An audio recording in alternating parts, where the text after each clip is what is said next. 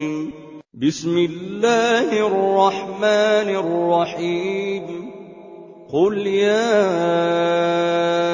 أيها الكافرون لا أعبد ما تعبدون ولا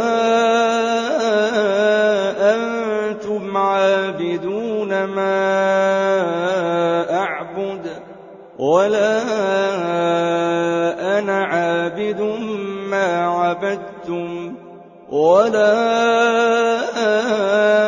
أنتم عابدون ما أعبد لكم دينكم ولي دين.